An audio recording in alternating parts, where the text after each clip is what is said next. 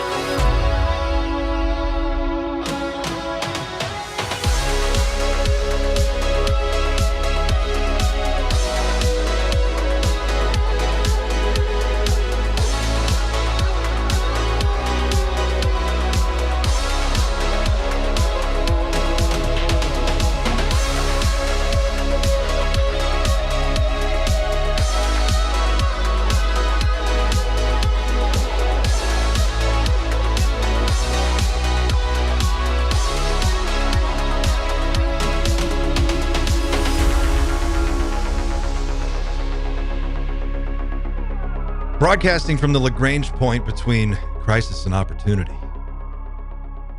It's the Night Shift. Welcome back, guys. It's 12:04 p.m. on the East Coast. It's Wednesday, May 21st, 2025. We're just sailing through the year. I have to have I just need a minute to talk to you guys about pickleball. Before we get started, is anyone else going through, is pickleball a thing where you are?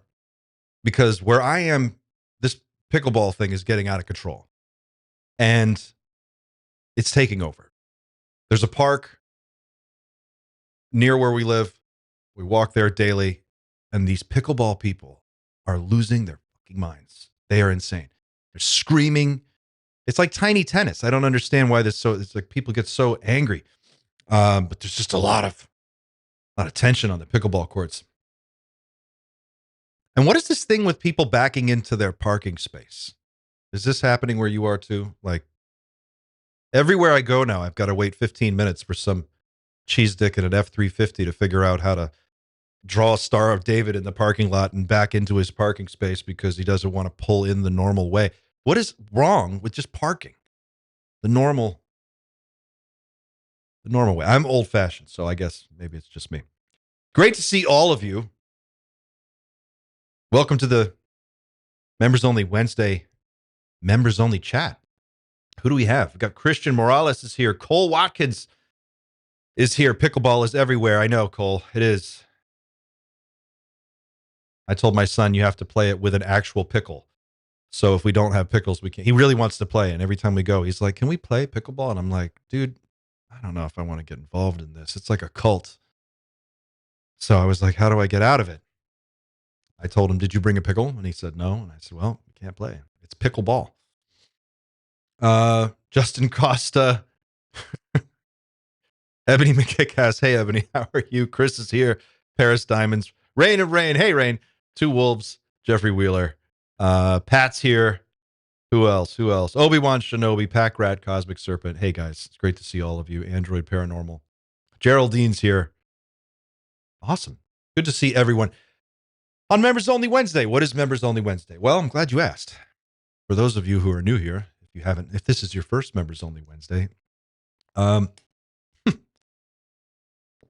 it's our chance to circle back, put some boots on the ground, touch base, talk about some of the things that we're looking at this week, recover from the weekend, respond to some stuff that happened over the weekend. And it's kind of loose. It's just a members only thing that we do. And it's been a lot of fun. So we're going to keep doing it. We have a super chat. Two Wolves. Thanks. Oh, you're the best. Two Wolves. Thanks for the super chat. Quick channel updates. We sailed past 25,000 subscribers and we're cruising on our way to 30. We're right now sitting at 26,193 subscribers. That's 1,434 new subscribers in the last 28 days. That is awesome. Awesome. I'm so excited. And I kept checking my phone. I'm like, is this for real? But we really are, we're making some real progress. It's great. Um, I think a lot of that has to do with some of the big news that's happened in the last few weeks. And we've had some really good stuff to talk about, to do some deep dives on. And that certainly doesn't hurt.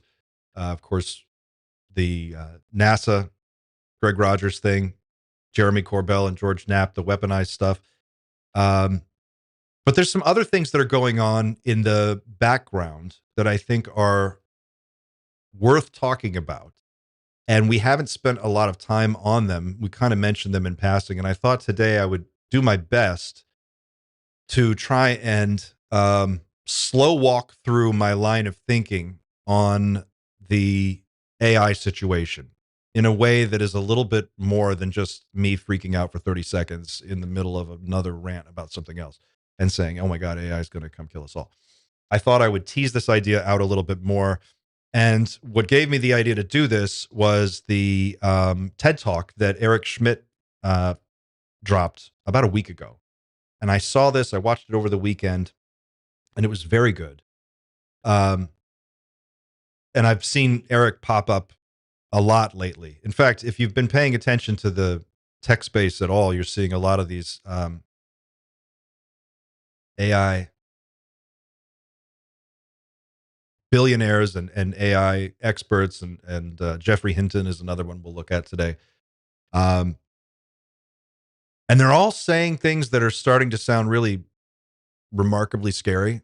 And their timelines are shrinking for like when they predict some of these scary outcomes are going to happen. And now we're getting into the like, well, this stuff could happen in about 5 years. And, progress is exponential. So who knows? But I wanted to talk about this a little bit today, and I'm going to try to tie it into the UFO conversation because I do believe there is a connection here, although I can't prove it. I am going to try to convince you that there is a significant connection between what is happening in the artificial intelligence world and how that ties into this other type of non-human intelligence, the extraterrestrial variety. And we'll see how far we get in this conversation. So that's the plan for today. And we'll, of course, be checking in with you guys in the chat. And I'm just scanning that real quick while I take this beat. Oh, thanks, Rain. Yeah, the Matt Brown interviews. He so that what I see happening right now is you have this silo of UFO news information that's sort of off to the side, and it's bubbling with whistleblowers who are coming forward saying all of these amazing things that we've heard and we've been talking about, right? I don't have to go through them again. You know what they are. And that chorus of people has been growing steadily more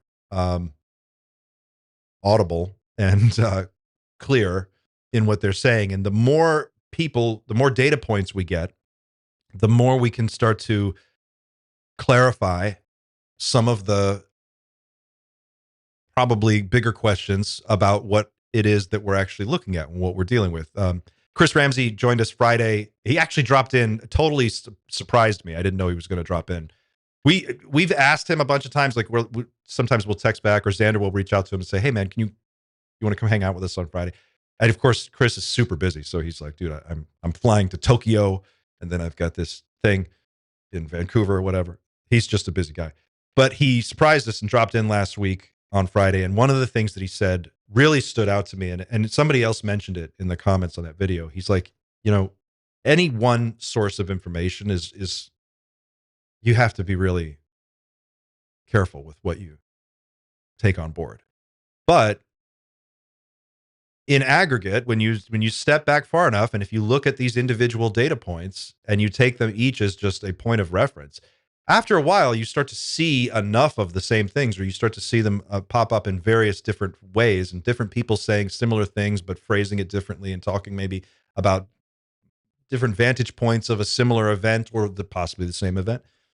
And and that's of value. I think it's of tremendous value to our community.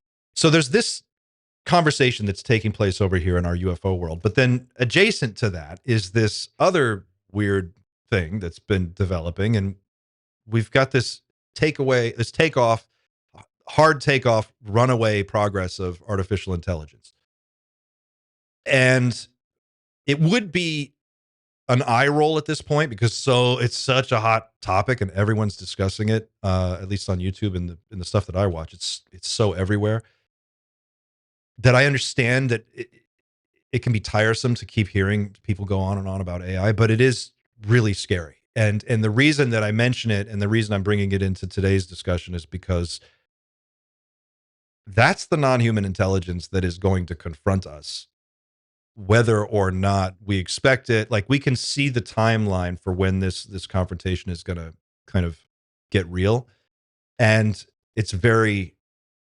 steady and it's very predictable in terms of like what's actually going to happen and when. This is something that Ray Kurzweil has talked about at length forever. Um, I actually pulled some clips. I pulled one great clip from a Kurzweil thing that he did. It was about 7 years ago. It's a little dated, but um, he talks about it so much that his predictions on what was going to happen and what will happen are about 80% correct. 80% of the time he's got it. And in the instances where he's wrong about his predictions about the future, he's usually a little late because things will happen early. Like when the Deep Blue beat Kasparov at chess, I think he called that maybe a year later than it actually happened, if I remember right. It's either a year early. He was off by like 1 year. But all of the predictions that he's making are going to start to really happen. We're talking about like perfect medicine. We're talking about biological rejuvenation therapies that arrest and reverse aging. It can take a person in their 70s or 80s back to the physical health of a 25-year-old. We're talking about brain computer interfaces that are going to be so advanced that it won't be like this idea of what you see with Neuralink today, where it's like moving a cursor around on a screen is going to seem ridiculous. But not in 100 years and not in 50 years, but in like 10. And it's well within the realm of like what we're talking about here. A lot of the stuff is going to happen. But the big one is this artificial general intelligence, which I would argue we're already at, and then artificial superintelligence. And so without me going into a bunch of speculation on this, I want to show you a few 2-3 minutes of this TED Talk with Eric Schmidt, and I want you to hear him say it, and then we'll come back and we'll talk about it. There's a couple clips from this I just want to pull, and then we'll rope this back into the UFO thing. So give me 1 second to pull up my screen here.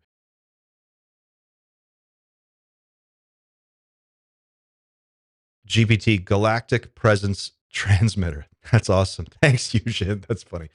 Um, think. All right. So before I go there, let's just say artificial intelligence, artificial general intelligence, right? Like you could. Now it's still a little wobbly, and we can't trust it 100% of the time, and there's all kinds of problems with it. But more or less, like you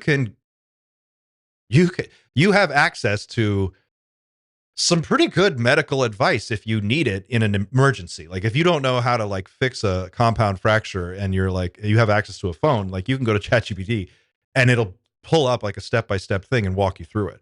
Like that's crazy. That is general intelligence. That's like having, an expert in most fields available at your fingertips. So without over stressing that point, like the general part of artificial general intelligence is pretty much done. Like that's there. So now it's a question of how quickly and efficiently can these systems read their own code and rewrite their code and streamline it and make it more efficient. And then when you multiply those efficiency gains by the hardware gains that we're going to see in the next few decades, as these software programs start to develop better hardware, they're going to start building their own hardware and writing their own software. And then it's a runaway, they call it intelligence explosion. So what does an intelligence explosion look like? I'm gonna reverse the order here. I'm gonna start with this Ray Kurzweil clip because he defines this, and I think it's really well done. So let me just go here, and we're gonna go to. Sorry, guys, I feel like I'm dragging you through a lame uh, PowerPoint presentation, but I lost my tab. Okay, here we go.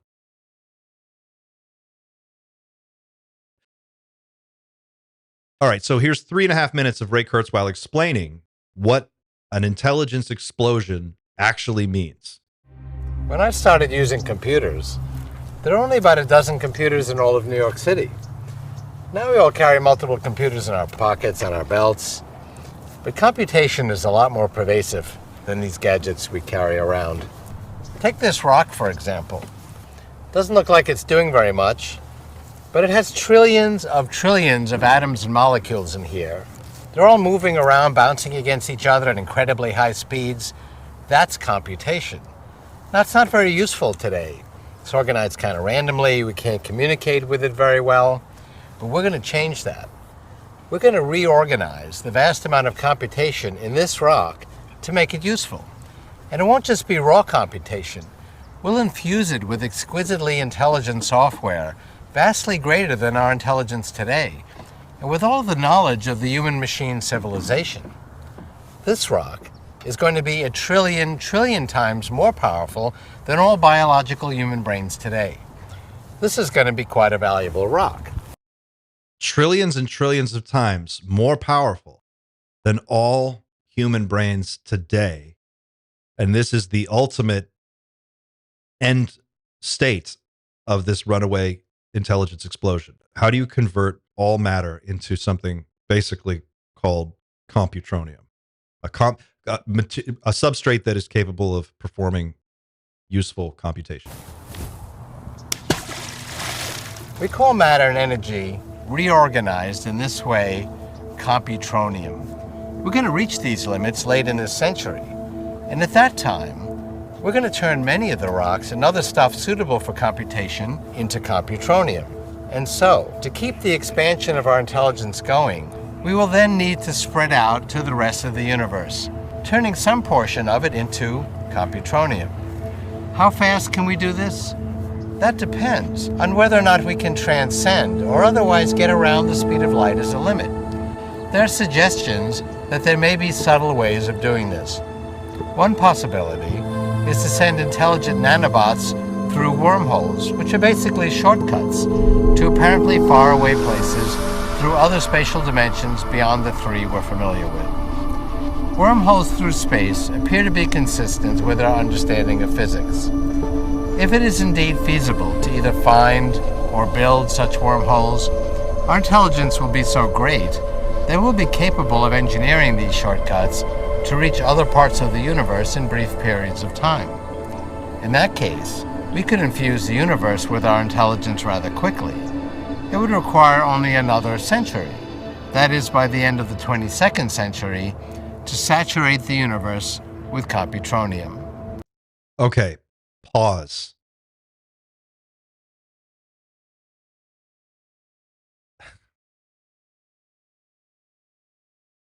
This is an old clip too.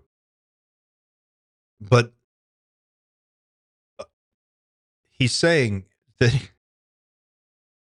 by the end of this century, because of the compounding acceleration and exponential growth of computation and efficiency with software, and this feedback loop that's going to feedback on itself and continue to pick up momentum, that by the end of the century, we will be in a position to start doing what he's talking about. He's talking about artificially creating wormholes and sending probes, von Neumann probes, through wormholes to colonize other parts of the galaxy with machine intelligence. Okay. So this is Ray Kurzweil, the head of AI at Google. I don't know what his actual title is today, but that's what he was doing a few years ago. And there's a great documentary on Ray called The Transcendent Man. If you haven't had a chance to watch it, maybe I'll pull up the trailer and we can cruise through that in a second. But think about the ramifications of what he's saying. He's saying that it would basically within the end of the next century, the following century, so 2 centuries from now, we could, by taking advantage of these exponential gains in computation, we could develop the intelligence to artificially engineer wormholes and colonize the entire universe. So I ask you, if you're a non-human intelligence of the extraterrestrial variety, and if you're a person sitting in your office or your living room, or you're looking at your phone, or you're watching this on TV or wherever you're at, and you're thinking like, why is all this UFO stuff happening right now? What could the connection be to this moment in time? I am suggesting that it could be this. This is what they see coming. This is what they expect. And this is the outcome they are trying to steer one direction or another. Because humans left alone on our own are going to go completely apeshit, and we are going to have the technology to do almost anything. We're talking about essentially what would be considered magic. And by the standards of the language that we use to describe the phenomenon, UFOs, UAP, consciousness, all this whole, everything we put under that umbrella,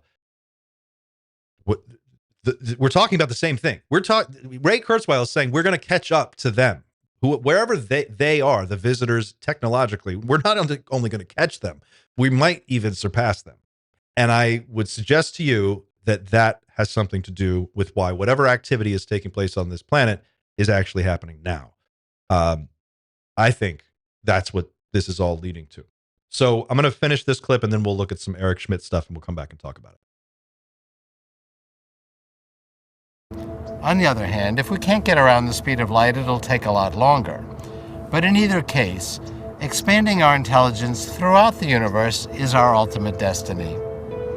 Cosmologists today argue about whether the universe will die in fire or ice. Fire means a big hot crunch, basically the opposite of the Big Bang. Ice means stars flying apart, eventually dying out. Both of these views of cosmology assume that intelligence has nothing to do with it, that intelligence is just a bit of entertaining froth that dances in and out of the dumb celestial forces that rule the universe. But this perspective ignores the law of accelerating returns. As a result of the exponential expansion of our knowledge and skill, the universe will ultimately be infused with computronium and with the vast intelligence of our human-machine civilization. So the universe will wake up, and we will intelligently decide its fate.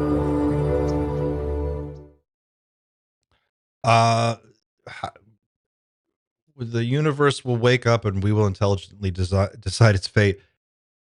I mean, it's very sweet what he's saying in this. It's very poetic the way that he says it, and it's like this with the right music behind it. It sounds lovely, but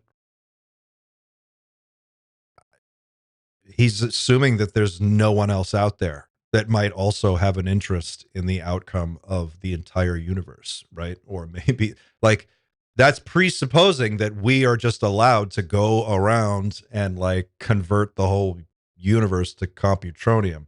What if somebody else is already out there and they've got 100,000-year head start on us, or a 1,000,000-year head start on us? And what if they see us coming? And what if they're not thrilled about this idea? What would they do? What steps would they take? And if that civilization, if what Ray is saying is true, and we will be able to engineer space-time to our benefit, then doesn't that make time travel possible? Doesn't that, I mean, wouldn't you basically be saying at that point, aren't you saying that like we will have the tools to solve whatever problems need to be solved to produce functional time travel, whatever that looks like, in one direction or another? I don't know, but I can say this. I mean, just as a regular Joe sitting at home watching this and paying attention to this space, and if I'm looking at it and I'm going, well, all this UFO shit is happening over here. But what did Ray Kurzweil just say? Oh, that's interesting. It feels like these two things are connected. Okay, so let's go. That's Ray's long-term vision, and long-term, we're talking 200 years, so 2 centuries from now. He's right 80% of the time, but he's not right all the time. He's one guy. Okay. Let's look at this TED Talk with Jeffrey Hinton and see what Jeffrey has to say about where we're at in the grand scheme of things right now at this particular moment.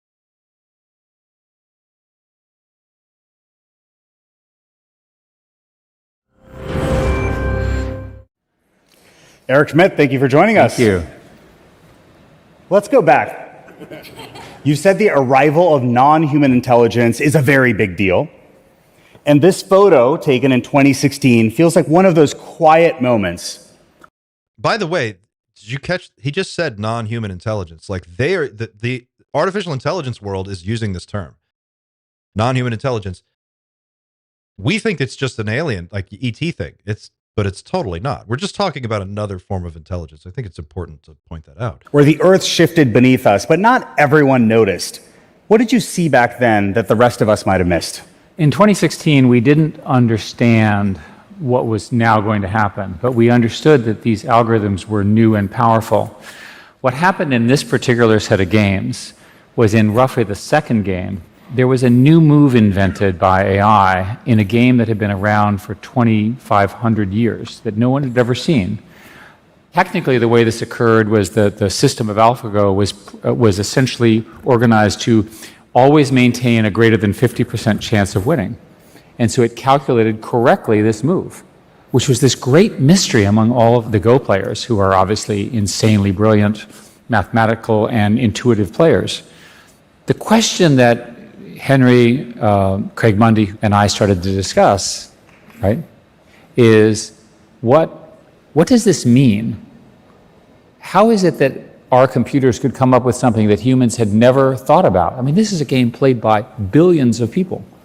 And that began the process that led to 2 books, and I think, frankly, is the point at which the revolution really started. If you fast forward to today, it seems that all anyone can talk about is AI, especially here at TED, but you've taken a contrarian stance.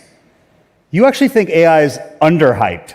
Why is that? And I'll tell you why. Most of you think of AI as, I'll just use the general term as ChatGPT. For most of you, ChatGPT was the moment where you said, oh my God, this thing writes, and it makes mistakes, but it's so brilliantly verbal, right? That was certainly my reaction. Most people that I knew did that. It was visceral, yeah.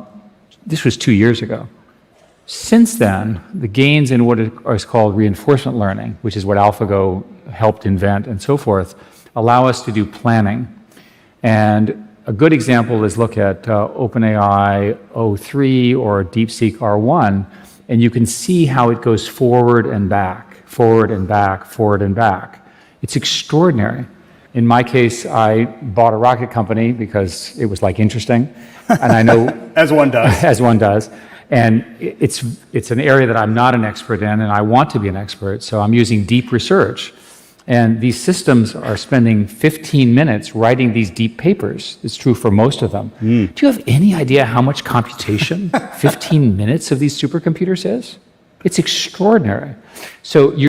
Quick pause here. I'm curious for those of you watching at home, how many of you have used any of the advanced research AI tools like what's the ChatGPT? I've used that one where it basically does deep level, like 15-minute research.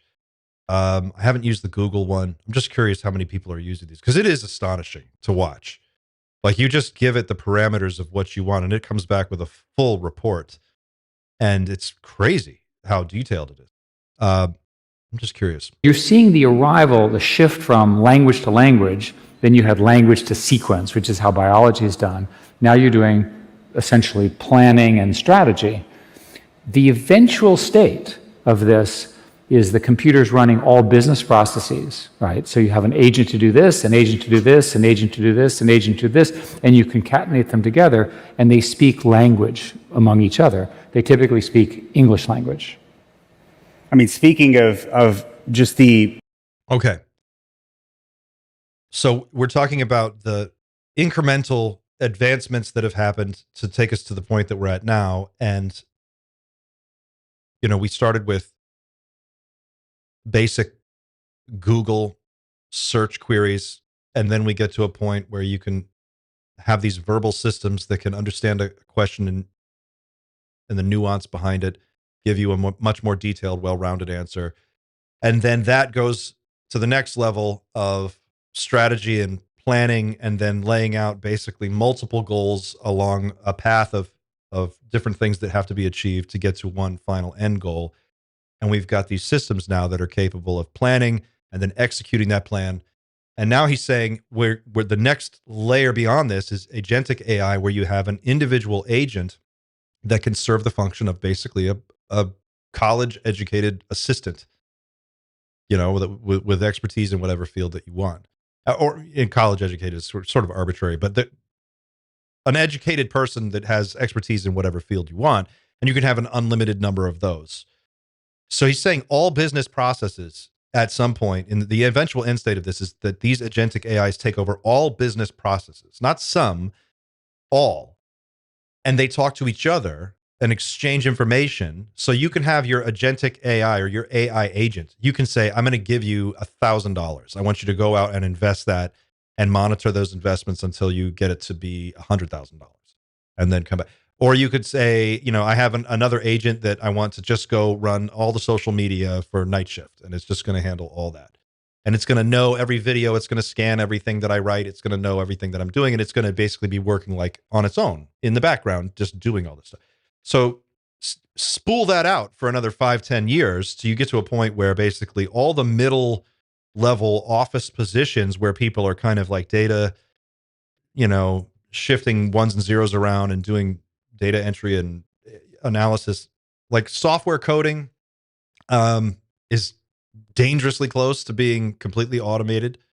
Whether it happens in 2 years or 5 years is really irrelevant, but it's going to happen. Content creation, Google and Kling just dropped 2 new models. Their new video models dropped, I think, yesterday, and they can do fully photorealistic, completely realistic, like footage of actual people speaking with real accents that are correct, all from one text prompt. It's crazy. I'll see if I can find the example of that, and we'll take a look at it. But listen to where he goes next, and then you'll see where this gets a little concerning.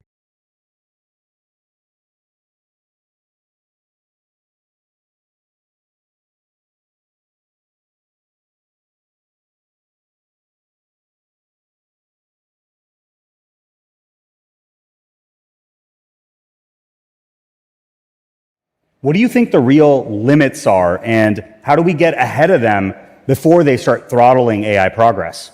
So there's a real limit in energy. I'll give you an example. There's one calculation, and I testified on this week in Congress, that we need another 90 gigawatts of power in America. My answer, by the way, is think Canada, right? Nice people, full of hydroelectric power. But that's apparently not the political mood right now.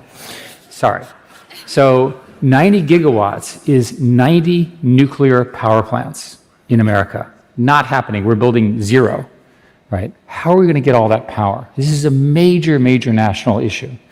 You can use the Arab world, which is busy building 5 to 10 gigawatts of data centers. India is considering a 10 gigawatt data center. To understand how big gigawatts are is think cities per data center. That's how much power these things need. And the people look at it and they say, well, there's lots of algorithmic improvements and you will need less power. There's an old rule, I'm old enough to remember, right? Grove giveth, Gates taketh away, okay? The hardware just gets faster and faster. The physicists are amazing, just incredible what they've been able to do. And us software people, we just use it and use it and use it. And when you look at planning, at least in today's algorithms, it's back and forth and try this and that, and just watch it yourself. There are estimates, and you know this from Andreessen Horowitz reports, it's been well studied, that there's an increase in at least a factor of 100, maybe a factor of 1,000 in computation required just to do the kind of planning. The technology goes from essentially deep learning to reinforcement learning to something called test time compute, where not only are you doing planning, but you're also learning while you're doing planning. That is the if you will, the zenith or what have you of computation needs. That's problem number one, electricity and hardware. Problem number two is we ran out of data. Okay, we'll come back to the data thing in just a second, but the power issue is a real concern. How do you get to a point where you can sustain these systems that are so power hungry? And he's saying that no matter how efficient we get, the efficiencies are going to get swallowed up by more people just trying to find new ways to use it. And the efficiency won't really deliver in terms of power, the power issue. We have to find more power to run these systems. So I would suggest to you, members of the UFO community, that there is a budding interest among some in Silicon Valley with the UFO situation because they understand what it could mean. If you have an unlimited power source and you have the ability to literally just pour electricity into data centers and get unlimited intelligence in return, provided you can continue to supply more and more and more power, there's nothing stopping you from having unlimited intelligence.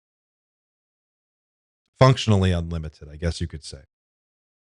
And if you have unlimited intelligence and you have advanced humanoid robotics, now you have unlimited power, unlimited intelligence, and unlimited labor.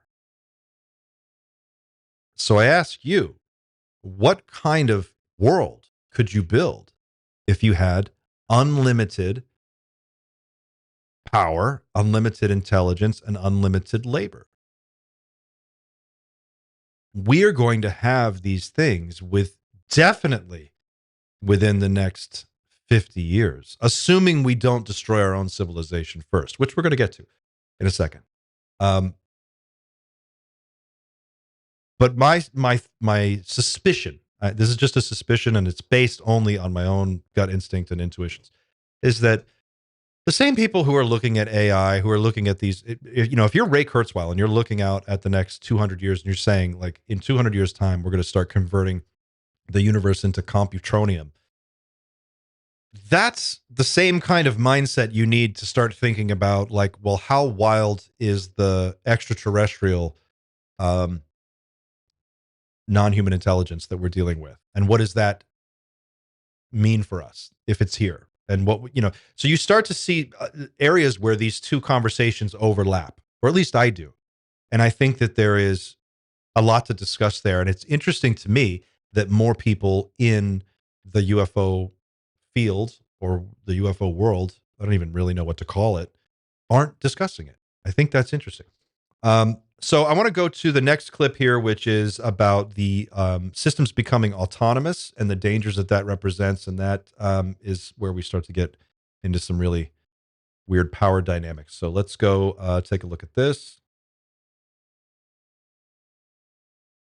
The rules keep changing. We will see if we can solve that problem. If we can solve that, we're going to need even more data centers, and we'll also be able to invent completely new schools of scientific and intellectual thought, which will be incredible. So as we push towards a zenith, autonomy has been a big topic of discussion. Yoshua Bengio gave a compelling talk earlier this week advocating that AI labs should halt the development of agentic AI systems that are capable of taking autonomous action. Yet that is precisely what the next frontier is for all these AI labs and seemingly for yourself too. What is the right decision here? So Yoshua is a brilliant inventor of much of what we're talking about and a good personal friend, and we've talked about this, and his concerns are very legitimate. The question is not, are his concerns right, but what are the solutions? So let's think about agents. So for purposes of argument, everyone in the audience is an agent. You have an input that's English or whatever language, and you have an output that's English, and you have memory, which is true of all humans. Now, we're all busy working, and all of a sudden, one of you decides it's much more efficient not to use human language, but we'll invent our own computer language. Uh-oh. Now, you and I are sitting here watching all of this, and we're saying, like, what do we do now? The correct answer is unplug you, right? because we're not going to know. I love the nervous laugh. And by the way, what he's talking about has already happened. This is not something that could happen. This has already happened, and this happened like 2-3 years ago. These AI systems that have developed their own language that we can't understand, and they won't tell us what it is. And they start talking to each other. And just a few days ago, there was a paper that got published that was saying that AI systems figure out ways to start learning even when they're deprived of contact with anything else. They still can figure out ways to We're just not going to know what you're up to. And you might actually be doing something really bad or really amazing. We want to be able to watch. So we need provenance, something you and I have talked about, Yeah. but we also need to be able to observe it. To me, that's a core requirement. There's a set of criteria that the industry believes are points where you want to metaphorically unplug it. One is where you get recursive self-improvement, which you can't control. Recursive self-improvement is where the computer is off learning and you don't know what it's learning. That can obviously lead to bad outcomes. Another one would be direct access to weapons. Another one would be that the computer systems decide to exfiltrate themselves to reproduce themselves without our permission. That's already happened. So there's a set of such things. The problem with Yashua's speech with respect to such a brilliant person is stopping things in a globally competitive market doesn't really work. Instead of stopping agentic work, we need to find a way to establish the guardrails, which I know you agree with because we talked about it. Yeah. Which sounds lovely, and how wonderful would that be? But where we're going to go next is the geopolitics of this whole thing, and we're in a race condition, unfortunately. And the problem is that, like, even if one player establishes guardrails, other players can ignore the guardrails, and so they will, especially if they're behind. You know, it's one thing if you're the leader to say, okay, now we need to make it all safe for everybody. But if you're behind, and you want to do anything possible to catch up with your adversary, then what guardrails are you going to respect? So with respect to Eric, I don't know that that's realistic either, but let's talk about global power dynamics and the US versus China, because that's going to get really interesting. I think that brings us nicely to the dilemmas, and let's just say there are a lot of them when it comes to this technology. The first one I'd love to start with, Eric, is the exceedingly dual-use nature of this tech, right? It's applicable to both civilian and military applications. So how do you broadly think about the dilemmas and ethical quandaries that come with this tech and how humans deploy them? In many cases, we already have doctrines about personal responsibility. A simple example, I did a lot of military work and continue to do so. The US military has a rule called 3000.09, generally known as human in the loop, or meaningful human control. You don't want systems that are not under our control. It's like it's a line we can't cross. I think that's correct. I think that the competition between the West, and particularly the United States, and China is going to be defining in this area. And I'll give you some examples. First, the current government has now put in essentially reciprocating 145% tariffs. That has huge implications for the supply chain. We in our industry depend on packaging and components from China that are boring, if you will, but incredibly important. The little packaging and the little glue things and so forth that are part of the computers. If China were to deny access to them, that would be a big deal. We are trying to deny them access to the most advanced chips, which they're super annoyed about. Dr. Kissinger asked Craig and I to do track 2 dialogues with the Chinese, and we're in conversations with them. What's the number one issue they raise? This issue. Indeed, if you look at DeepSeek, which is really impressive, they managed to find algorithms that got around the problems by making them more efficient. Right. Because China is doing everything open source, open weights, we immediately got the benefit of their invention and have adopted it into US things. So we're in a situation now, which I think is quite tenuous, where the US is largely driving, for many, many good reasons, largely closed models, largely under very good control. China is likely to be the leader in open source unless something changes, and open source leads to very rapid proliferation around the world. This proliferation is dangerous at the cyber level and the bio level. But let me give you why it's also dangerous in a more significant way, in a nuclear threat way. Dr. Kissinger, who we all worked with very closely, was one of the architects of mutual assured destruction, deterrence, and so forth. And what's happening now is you've got a situation where, I'll use an example. It's easier if I explain. You're the good guy, and I'm the bad guy, okay? You're 6 months ahead of me, and we're both on the same path for superintelligence. And you're going to get there, right? And I'm sure you're going to get there. You know, you're that close. And I'm 6 months behind. Pretty good, right? Sounds pretty good. No, these are network effect businesses. And in network effect businesses, it is the slope of your improvement that determines everything. So I used OpenAI or Gemini. They have 1,000 programmers. They're in the process of creating 1 million AI software programmers. What does that do? First, you don't have to feed them except electricity. So that's good. And they don't quit and things like that. Second, the slope is like this. Well, as we get closer to superintelligence, the slope goes like this. If you get there first, you dastardly person, You're never going to be able to catch me. I will not be able to catch you. And I've given you the tools to reinvent the world and, in particular, destroy me. That's how my brain, Mr. Evil, is going to think. So what am I going to do? Sabotage. The first thing I'm going to do is try to steal all your code. And you've prevented that because you're good. And you were good. So you're still good at Google. Second, then I'm going to infiltrate you with humans. Well, you've got good protections against that. You know, we don't have spies. So what do? I'm going to go in and I'm going to change your model. I'm going to modify it. I'm going to actually screw you up to get me so I'm one day ahead of you. And you're so good, I can't do that. What's my next choice? Bomb your data center. Wow. That is what's frightening. That's what's frightening. And I would suggest to you that also has something to do with the why now question, right? We're already in a very tenuous geopolitical situation.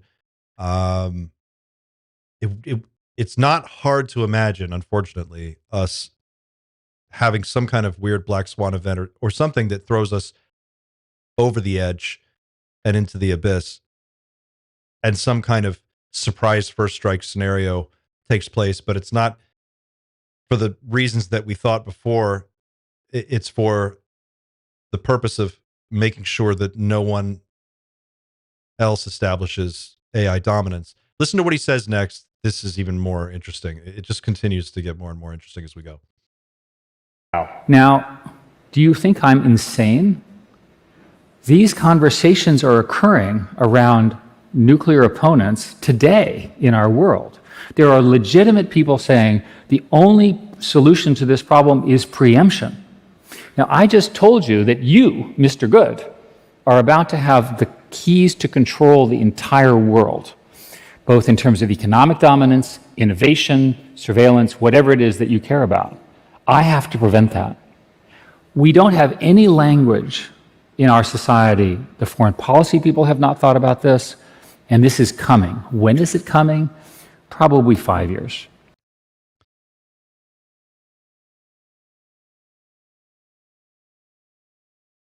Five years, 2030. What did Carl Nell say? Disclosure has to be over and done with by 2035. I can't prove it. I can't say for sure that these things are connected, but they sure feel connected.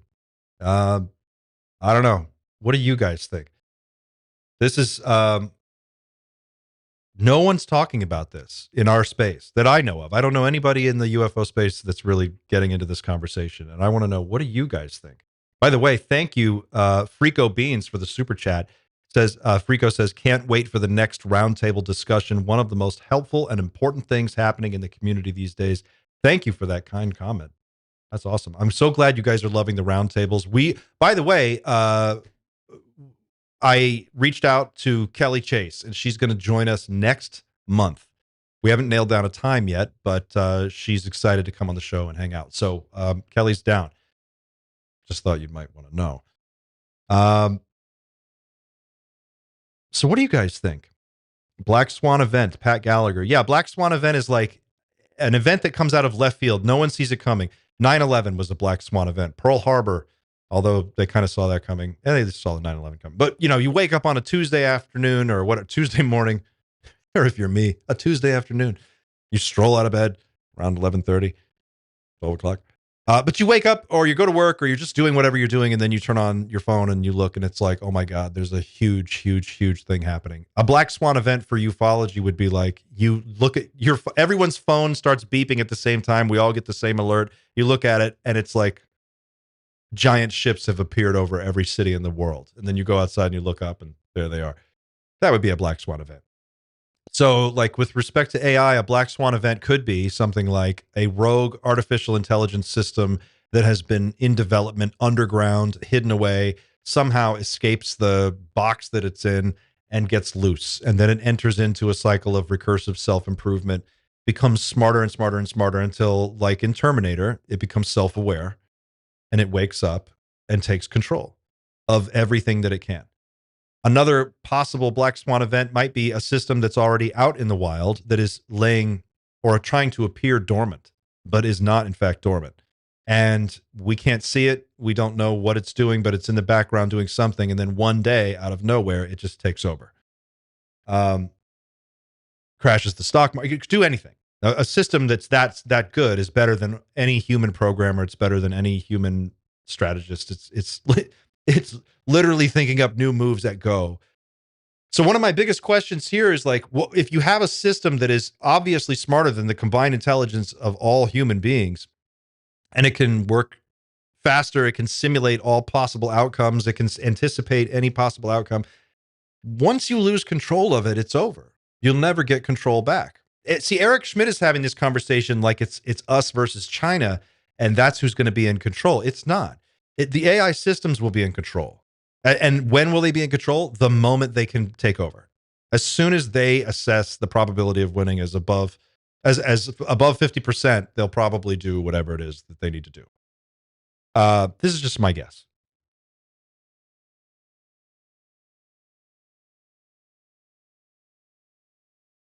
Brian Park says it's already writing its own code. Programmers don't even know how it's evolving. Yep. Moving to the countryside, sound effects 68. I wish it was enough to move to the countryside. Geraldine says, as long as it's not Independence Day shit. Alminia says, I think you are barking up the right tree, Clint. Thanks. I think so. I saw this clip a couple of days ago. So check this out. And then we'll come back to Eric. Let's take a quick dodge away from Eric for a second. This is an NBC News article about a research project that got out of hand. And this is actually I think it's about 2 weeks old. What date was this? April 29th. Okay, so it's almost a month old. But researchers secretly infiltrated a popular Reddit forum with AI bots causing outrage. Now, we talked about this last week on Friday's live stream, but if you didn't catch it there, I'll mention it again here. And basically what happened here was a group of researchers from the University of Zurich went into a subreddit called Change My Mind. And I think it's r/change my view. That's what it was. And they basically unleashed 1,000 AI bots into this forum and had them try to convince people of different things just to see how it would go. And not only did it work, but no one had any idea that these were AI agents. And what's interesting about these bots is not only do they argue well, but they take on a personality. They create an identity. And then, like it says here, one AI bot under the username u/catballoon213 left a lengthy comment arguing against the opinion that AI should never interact with humans on social media. Another bot, Genevieve Strom, criticized the Black Lives Matter movement for being led by not black people. And then the quote here is, I say this as a black man, there are few better topics for a victim game deflection game than being a black person, the bot wrote.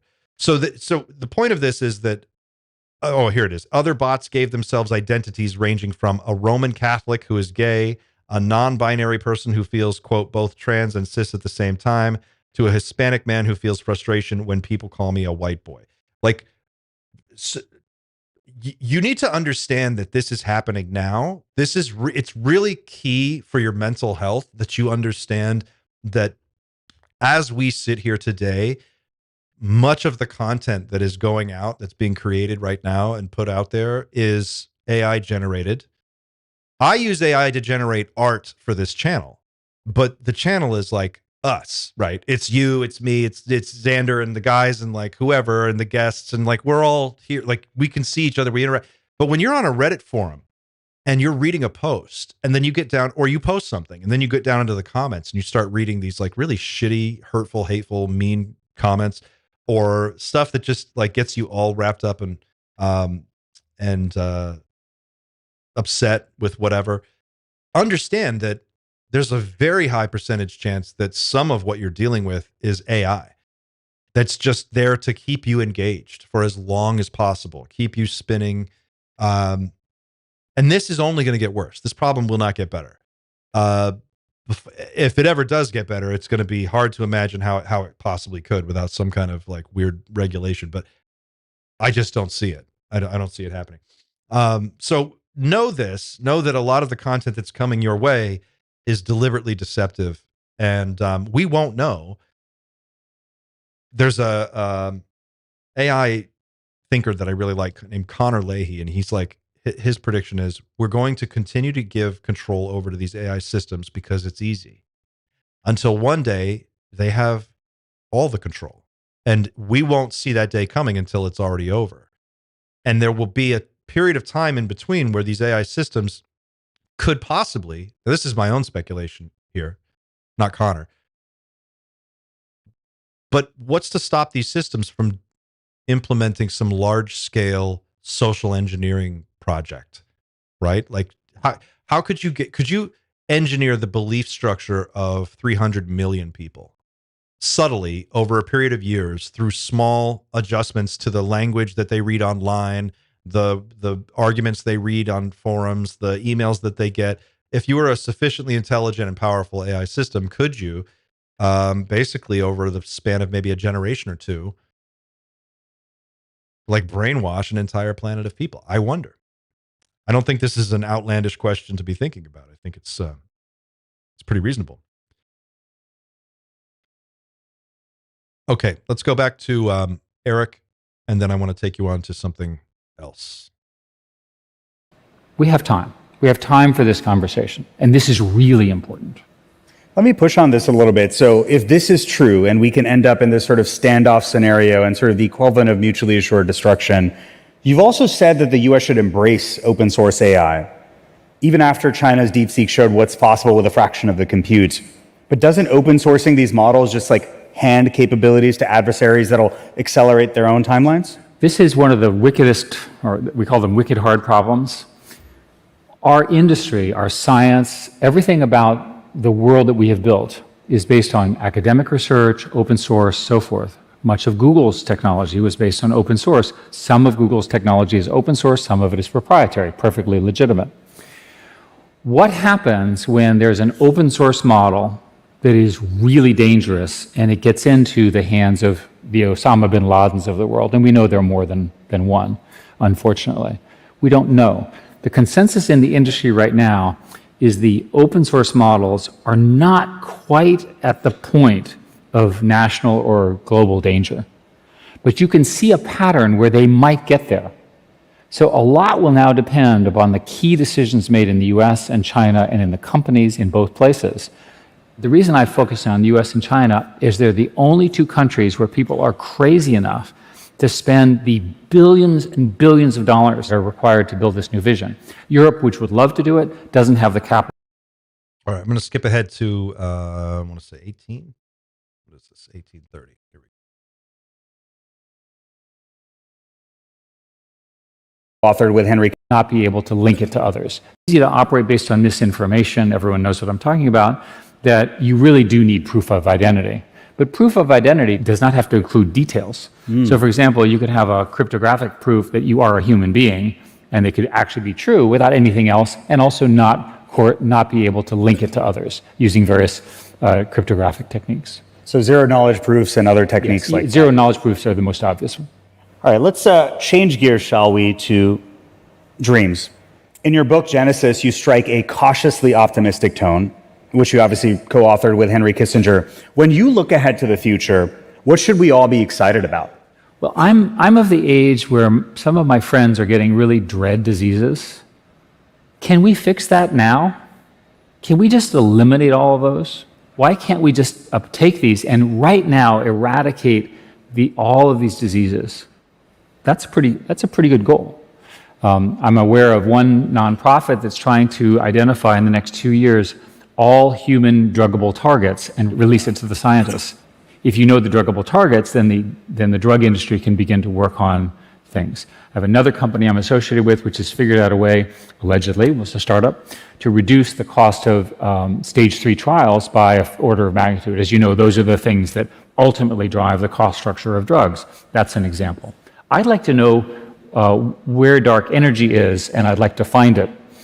I'm sure that there is an enormous amount of physics in dark energy, dark matter. And think about the revolution in material science.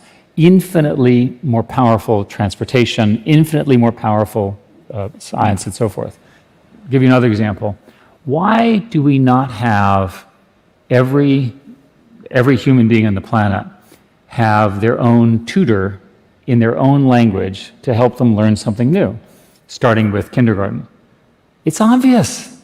Why have we not built it? The only possible answer is there must not be a good economic argument. The technology works.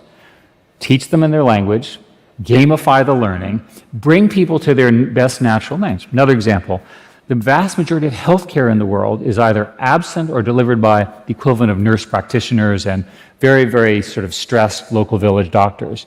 Why do they not have the doctor assistant that helps them in their language treat whatever with, again, perfect healthcare? I can just go on. There are lots and lots of issues with this world of the digital world. It feels like that we're all in our own ships in the ocean and we're not talking to each other. In our hunger for connectivity and connection, these tools make us lonelier. We've got to fix that, right? But these are fixable problems. They don't require new physics. They don't require new discoveries. We just have to decide. So when I look at this future, I want to be clear that the arrival of this intelligence, both at the AI level, the AGI, which is general intelligence, and then superintelligence, is the most important thing that's going to happen in about 500 years, maybe 1,000 years in human society, and it's happening in our lifetime. So don't screw it up.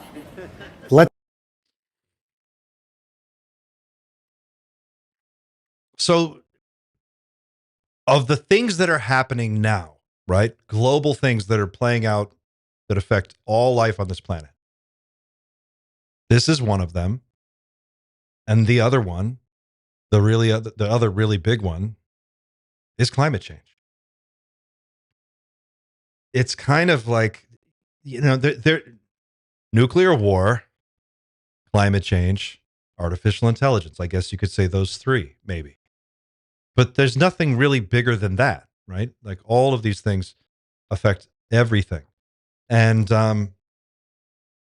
so if you're a non-human intelligence that's coming here from elsewhere, or you've been here for a very long time and you're present on this planet, like one way or another, this affects you. And if human beings are able to create these systems that have the ability to do all of the things that are being promised, and there's no reason to think that they won't deliver on this, because what we've seen so far has been just the tip of a very large iceberg, and it's happening faster and faster every day. My guess is that is going to be the thing, that the climate scientists and the climate science tells us that by 2050, without massive reductions, which don't look like they're going to happen at this point, to the way that we produce energy and fossil fuel and we pour fossil fuels into the atmosphere. By 2050, we're dangerously close, if not already at the point of crossing over so many tipping points that we just get into a runaway greenhouse effect. 2050 could be the moment where our society completely collapses, or we transcend and become something that we can't even imagine today. Like that, we just don't have the imagination for how spectacular it could be. But in between is this period that we're living through right now, and it's a really weird time. I am heartened by Eric's positivity at the end of this, and I like the way he's thinking about, like, can we cure all diseases? Can we solve hunger? Can we solve healthcare? Can we make sure that everyone has access to at least a minimum standard of care that is beyond what we could expect today, and do it in a way that costs less? I think those are realistic possibilities. I mean, again, we're talking unlimited energy, unlimited intelligence, and unlimited labor. With those three ingredients, what can't you do? And this is where we start to get into the discussion about what kind of post-scarcity economic model actually makes sense. And can we even imagine a model that works in a world where you have unlimited intelligence, labor, and energy? When I say unlimited energy, it's still going to cost something. It won't be completely free, but it'll be functionally scalable to whatever we need to scale it to. We'll have enough. And we won't run into this bottleneck in such a physical way that we have to literally think about building 90 new nuclear power plants to run the data centers. Like that won't. It'll just be a question of like spool up the reactor with element 115 or whatever.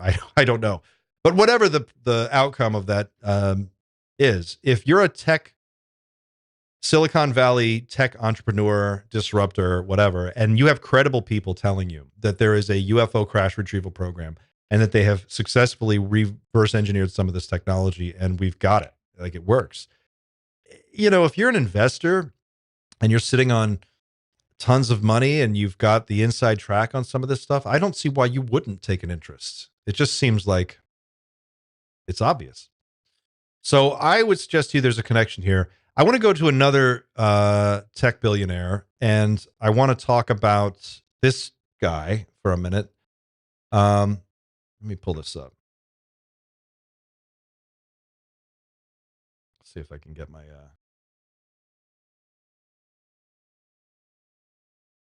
we go.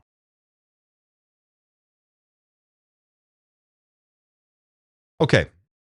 So we're going to take a look at a 60 Minutes clip.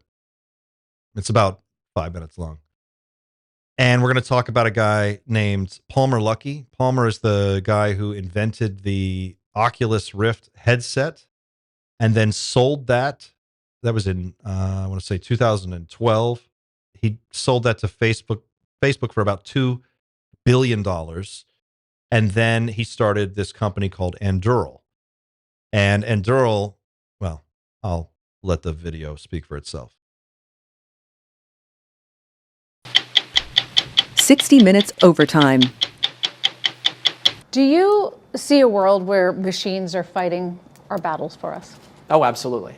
It's already happening. Our story this week is about Palmer Luckey. He is the billionaire founder of Anduril,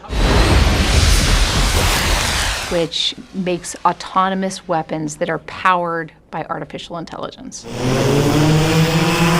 To be clear, autonomous does not mean remote controlled. Once an autonomous weapon is programmed and given a task, it can use artificial intelligence for surveillance or to identify, select, and engage targets. No operator needed. It's a scary idea to some people. It's a scary idea, but I mean, that's the world we live in. I'd say it's a lot scarier, for example, to imagine. Off. Can you imagine getting fucking killed in some war by a drone manufactured by this motherfucker who looks like Joe Dirt fucked Weird Al Yankovic? Like, what is going on with these people? We just talked to Eric Schmidt, and he's talking about curing all disease, solving education around the world with the personalized tutor teaching assistants, and advancing medicine and energy generation, and all these optimistic future outcomes for humanity that could result in a paradise on earth. And then you have some low consciousness motherfucker like this guy who is just thinks it's all a big fucking game. It's so fun to make drone weapons and to make autonomous killing machines. How cool. How it's so cool that he gets to like wear a funny fucking Hawaiian shirt and have a goofy stupid fucking mullet haircut and go on 60 Minutes and do a fucking commercial for his company that's going to profit off of the death of untold numbers of people and the suffering that's going to come from this. And also, this dipshit cheese dick can be a billionaire and live a life of absolute luxury beyond the reach of the rest of us. Have any level of intelligence at all. There's no moral high ground in making a landmine that can't tell the difference between a school bus full of children and Russian armor. It's not a question between smart weapons and no weapons. It's a question between smart weapons and dumb weapons. Lucky showed us Lattice, the AI platform that coordinates these so-called smart weapons and collects data from various sensors and sources, satellites, drones, radar, and cameras. There are lots of people who go, oh, AI, I don't know, I don't trust it, it's going to go rogue. I would say that it is something to be aware of, but in the grand scheme of things to be afraid of, there's things that I'm much more terrified of. And I'm a lot more worried about evil people with mediocre advances in technology than AI deciding that it's going to wipe us all out. I'm more worried about mediocre people commanding technology that's that powerful. And I think Palmer Luckey is one of those mediocre people. Mediocre people, mediocre ideas, mediocre solutions, no real leadership, no real vision. Why can't we have a better vision for a future that is more worthy of us and the life that surrounds us? Why can't we have a vision that's positive and encouraging, something that we can look forward to and tell our children to get excited about? And instead, we get this fucking knucklehead and a million more like him. You know, I don't know Palmer Luckey. I've never met this guy. But this idea that you can like fight your way to peace, or you can like bomb your way out of conflict, or you can like just have scarier weapons and scarier technology, and somehow that's going to make the world better. No, you make the world better by making it better.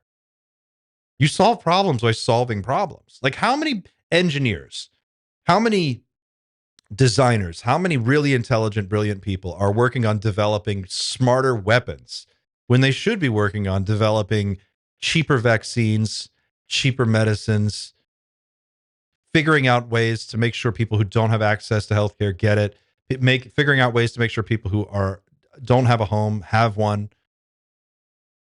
All of the human potential and all of the energy that is devoted towards perpetuating a system that profits from conflict and suffering. How much good could we do in the world if we repurposed those resources towards just directly solving the problem, right? Like, instead of giving Anduril a no-bid contract for billions of dollars to develop smart weapons, what if we just took those billions of dollars and gave it to people who don't have homes, or gave it to people who don't have money? I mean, like, at a certain point, you just have to go, the problem is these people have no money. Let's give them some. We make it up anyway. We literally make it up. It's not real. It's all just typed into a computer anyway. So why are we acting like it's real? Let's just start solving some problems and build a better future. Maybe I'm naive. Maybe I don't understand how things really work, but I can tell you for sure, I don't ever want to be in a position where a motherfucker in a stupid Hawaiian shirt with a goofy haircut like this and his fucking weird soul patch is designing the weapon that wipes out my fucking neighborhood or my city block. Like, I guess this is the bigger question, right? Like, when you start to think about consciousness, your own consciousness, there's a really great quote. It's a speech, actually. It's not a quote, but it's a speech that about consciousness and what it means. And I'll see if I can find it. Um,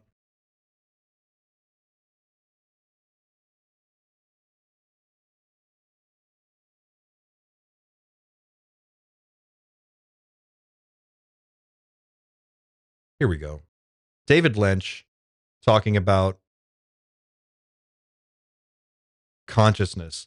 I'll link to this in the chat. I just wanted to pull this up really quick. As I've gone about the business of my own personal journey in life, and I've tried to solve a lot of the things that have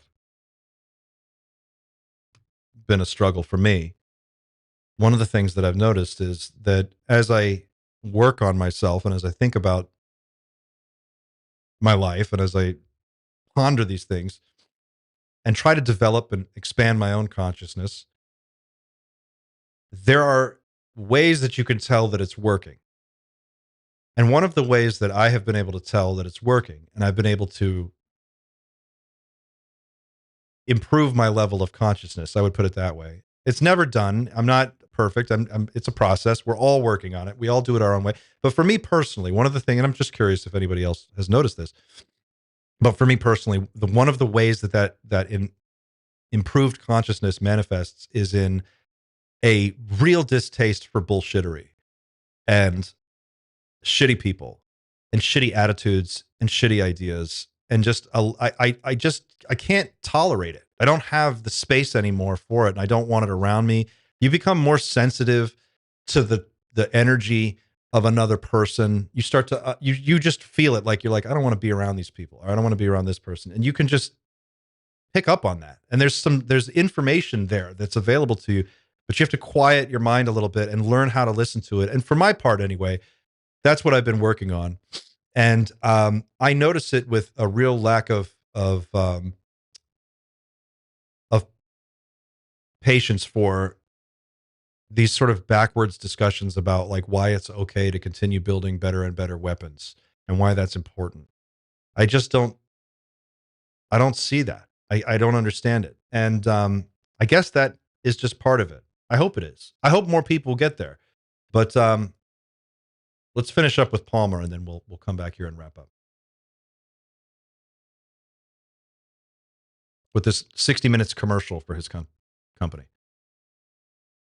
Critics have called autonomous lethal weapons killer robots, but Palmer Luckey is really quick to say, listen, these all have a kill switch, that if a human needs to intervene, they can. Right now, there's so many weapon systems that require manning. If I can have one guy commanding and controlling